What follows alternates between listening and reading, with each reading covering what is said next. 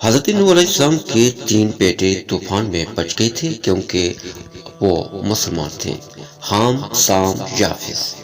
مورخین کا نظریہ ہے کہ کرۂ زمین کی اس وقت کی تمام نسل انسانی کی بازگشت انہی 3 فرزندوں کی طرف ہے۔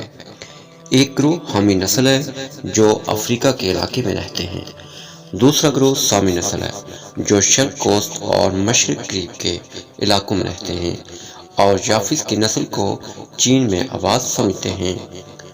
آذربائیجان میں موجود ایک مزار ہے جس کے متعلق آذربائیجان میں مشہور ہے کہ یہ سیدنا نوح علیہ السلام کی قبر مبارک ہے۔ طوفان نوح تمام کرۂ ارض پر آیا تھا یا خاص خطے پر؟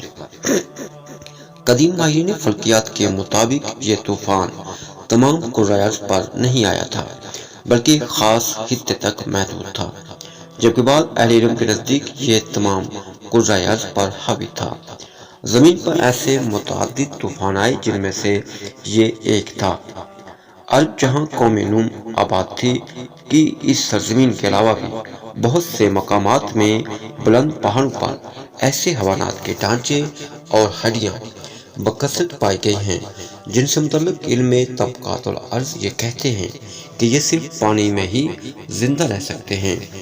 ان باتوں کو دیکھتے ہوئے اہل تحقیق کی یہ رائے ہے کہ طوفان تمام کرۂ ارض پر آیا تھا۔ جودی پہاڑ۔ قرآن کریم کے مطابق کشتی نوح جودی پہاڑ پر آ کر ٹھہری تھی۔ جودی پہاڑ مشرقی ترکی میں واقع برف سے ڈھکی ایک چوٹی ہے۔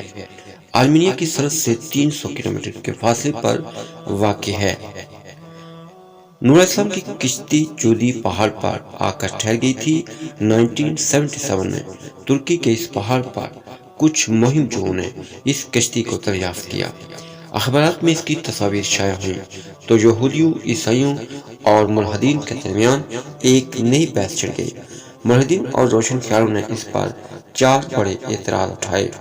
یہود و نصارہ اس کا جواب نہ دے سکے، مگر قربان جائیے قرآن مجید میں ان کے تمام اعتراضات کا جواب پہلے سے موجود ہے۔ ان میں پہلا اعتراض، بغیر کسی ٹیکنالوجی کے 6000 سال قبل ایسی عظیم الشان کشتی بنانا کیسے ممکن ہوا جو اتنا وزن اٹھا کر لمبے عرصے تک سمندر میں سفر کرتی رہی؟ اس کا جواب، وَحَمَلْنَاهُ عَلَى ذَاتِ الْأَلْوَاحِ وَالدُّسُرِ، اور ہم نے اسے تختوں اور کیلوں والی کشتی پر سوار کیا۔ تحقیق کے بعد اس کشتی سے دھاتی کیلوں اور تختوں کے آثار ملے۔ کیلوں اور تختوں کی وجہ سے یہ ممکن ہوا۔ اللہ جل شانہ نے حضرت نوح علیہ السلام کو اس کا علم عطا فرما دیا تھا۔ دوسرا اعتراض، اس زمانے میں اتنی بڑی کشتی کیسے بنائی جا سکتی ہے جس میں دنیا بھر کے جانوروں کے جوڑے سوار ہوئے؟ اس کا جواب بھی قرآن کریم میں ہے، یہاں تک کہ جب ہمارا حکم آ پہنچا اور تنور ابلنے لگا، ہم نے کہا کہ اس کشتی میں ہر قسم کے جانداروں میں سے جوڑے یعنی 2 جانور، ایک نر اور ایک مادہ سوار کرا لے، اور اپنے گھر کے لوگوں کو بھی سوائے ان کے جن پر پہلے سے بات پڑ چکی ہے، اور سب ایمان والوں کو بھی۔ اس کے ساتھ ایمان لانے والے بہت ہی کم تھے، یعنی یہ کشتی کوئی عام کشتی نہ تھی بلکہ بہت بڑی کشتی تھی۔ یہ کشتی 3 منزلہ اور بہت لمبی چوڑی ہے۔ اس میں 522 ریل کے ڈبے سوار کیے جا سکتے ہیں۔ 25,000 جانوروں کی گنجائش موجود ہے، اس لیے اتنے جانوروں کا سما جانا بالکل درست ہے۔ تیسرا اعتراض، اتنی بڑی کشتی اتنے عظیم طوفان میں بغیر لنگر کے کیسے تیر سکتی ہے؟ اس کا جواب سورہ ہود آیت نمبر 41 میں، حضرت نوح علیہ السلام نے کہا کہ اس کشتی میں بیٹھ جاؤ، اللہ ہی کے نام سے اس کا چلنا اور ٹھہرنا ہے، یقیناً میرا رب بڑی بخشش اور بڑے رحم والا ہے۔